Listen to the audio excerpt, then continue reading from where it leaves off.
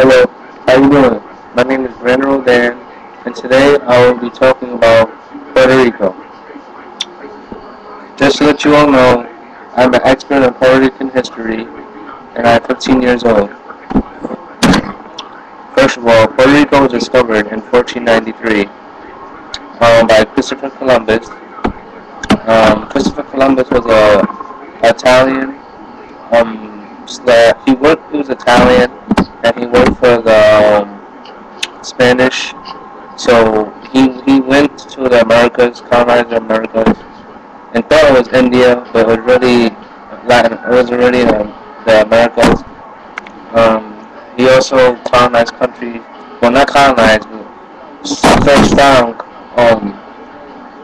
Dominican Republic, Cuba, um, other Mexico. I'm not sure about Mexico, but I'm sure about the Caribbean. Um, he passed through the Caribbean, and also I'll be talking about Puerto Rico status, the Puerto Rican Olympics, and Puerto Rican history. So the group that is the native group in Puerto Rico was the Tainos, and the Tainos were as vicious and dangerous as the Aztecs. The Tainos were more sharecroppers. They did a lot of work on the field and pick work on the field. Yeah, did a lot of vegetables, and so did other countries because Taino was the native Caribbean group at the time, and also um, Puerto Rico was colonized by Spain, and since 1493, and Spain, since the Spanish-American War in 1897, when Spain lost, Spain gave the United States, as a result of the war, Guam, Philippines, Cuba, and Puerto Rico, and well, they signed a peace treaty before that, and also Cuba, they got their independence in about 1912, I believe, and Puerto Rico has not been independent since then. Hold on a second.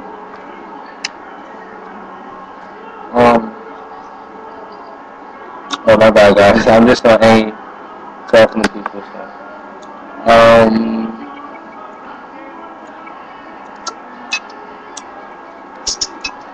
Yeah. So basically, Puerto Rico is a it's a country, but it's just not. It's not an independent country. It's a country, but not independent. People say, "Oh, Puerto Rico's not a country." Puerto Rico is a country, but it's just not independent. Also, Puerto Rico was first named American citizens in 1917. That's when it first, whoever was born in Puerto Rico, until now, they're American citizens. But I also saw a good article, excuse me, on Google that there is such thing as a Puerto Rican citizenship. And I read an article and it said this lady, she was the first ever person in Puerto Rico to have a Puerto Rican citizenship, and a Puerto Rican citizenship is true. And I think that's kind of believable. And because I've seen and heard a lot of people say that there's such thing as Puerto Rican citizenship. But let's see what else. Sports in Puerto Rico. One important sport and popular sport in Puerto Rico is baseball. Baseball was first introduced in the island by a bunch of Cubans and Puerto Ricans in 1897. It was introduced, and they had a game against the Americans, the Americans, and they defeated them. And Puerto Rico first team ever was in 1922, and until today, Puerto Rico still loves baseball. And I saw an important quote to baseball from Puerto Rico is baseball is Puerto Rico. And I think that's very true. And also, another sport is boxing because a lot of Puerto Ricans have the third um, most world championships in the history of boxing. I'm not sure who's first or second, but I know in the Latin group, Puerto Rico is number one. Um, so let's go to Puerto Rico's political status. Puerto Rico is a commonwealth of the United States. A commonwealth is a place that is not independent, but it can govern itself, and it is basically commonwealth is a has two words in it, common and wealth. So wealth means like wealthy. So basically, Puerto Rico is basically helping the United States with their wealth, and the United States is basically helping Puerto Rico with their wealth. And so that's why the United States need Puerto Rico with a military base and with fruit, sugar, tobacco, electronics, a lot of stuff. And so Puerto Rico was under United States rule for a little bit over a century. Century is 1 year, 100 years, excuse me. And Puerto Ricans, if you're born, like I said before, if you're born in Puerto Rico, you are an American citizen, and